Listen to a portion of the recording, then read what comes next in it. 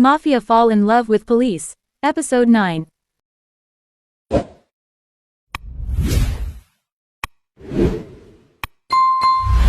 Midnight, Jungkook's house. The phone on the bedside table kept ringing non-stop.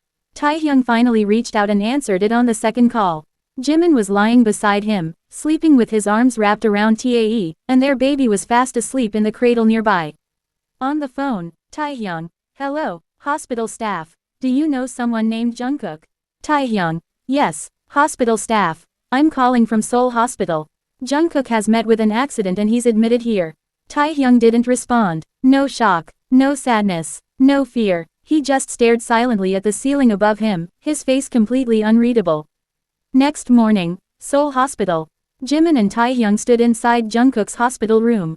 Taehyung was holding the baby in his arms while the doctor explained Jungkook's condition. Doctor said his condition is stable for now. Since it was an accident, you need to file a police complaint and submit that letter to me.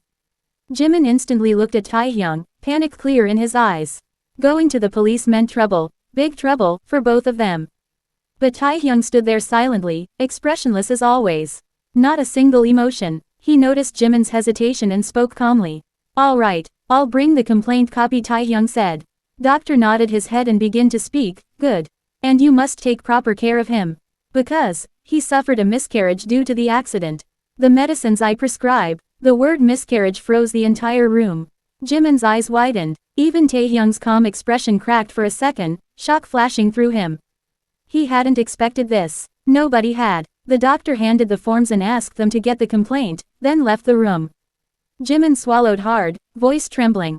Jimin in shocked expression on his face. Jimin muttered, Jungkook was pregnant. Jimin whispered the words in shock, as if he was asking himself rather than Taehyung. He looked at Tae again, unable to accept what he had just heard. Jimin said, Tae, I still can't believe it, I never even imagined Jungkook could be pregnant. Taehyung's eyebrow up and said, You're this shocked? Jimin said quickly, Of course I am. Jungkook always leaves for work early and comes back home in the evening. Even on his days off, he stays inside the house. God, I seriously can't believe it. Taehyung calmly said, It happened because of me. Jimin blinked, confused. Jimin titled his head and asked, Because of you? What do you mean? Taehyung opened his mouth to say something, but at that moment, the baby started crying. Jimin quickly took the baby from Tae's arms and began to feed it. Jimin looking at Taehyung and said, Okay, now tell me, Tae. You said, it happened because of me. What are you responsible for?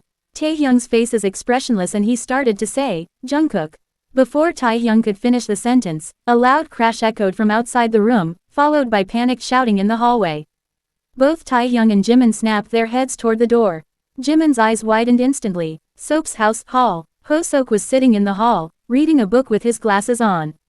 But before he could even finish a single page, he closed the book and removed his glasses. A strange heaviness sat in his chest, and he pressed his hand over his heart, lost in thought. Just then, Yoongi walked in with 2 cups of coffee. He placed one cup on the glass table in front of Hoseok and sat down beside him, watching him closely. Yoongi looking at Hoseok and asked, Is something wrong? Hoseok said in worried voice, I'm feeling something bad. Like something's wrong with Jungkook. Yoongi asked Hoseok, Did you try calling him? Hoseok replied sadly, I did. But he didn't pick up. Hoseok looked straight into Yoongi's eyes, and Yoongi noticed the deep worry swimming in Hoseok's gaze. Yoongi asked to Hoseok, Should I call Taehyung and check? Hoseok quietly nodded his head, eyes still fixed on Yoongi. Yoongi could clearly see the worry weighing heavily in Hoseok's gaze. He immediately called Taehyung, but Taehyung didn't pick up. So Yoongi dialed again. This time, when the call connected, Yoongi stood up and walked away to speak privately, holding the phone close to his ear. Hoseok didn't think much of it, but his eyes never left Yoongi for even a second. After talking for a few minutes, Yoongi ended the call and returned to sit beside Hoseok. Hoseok asked with a small, fragile hope, What did Tae say? Hoseok hoping Yoongi would say Jungkook is fine. Nothing happened. But even then, worry was clear on Hoseok's face. Yoongi took a sip of the coffee he'd brought and answered casually. He said Jungkook is fine. You're just overthinking. Hoseok asked, confused, but why didn't he pick my call then? Yoongi said, Hoseok, he must be busy with something. You think too much. He's not a child anymore, okay. Hoseok looked at him with tired eyes. Yoongi couldn't bring himself to speak harshly after seeing that face. He sighed deeply and said, Taehyung said he'll tell Jungkook to call you. Until then, don't stress over it, alright. Hoseok nodded softly, but the heaviness in his chest didn't fade. Yoongi couldn't stand seeing Hoseok like this.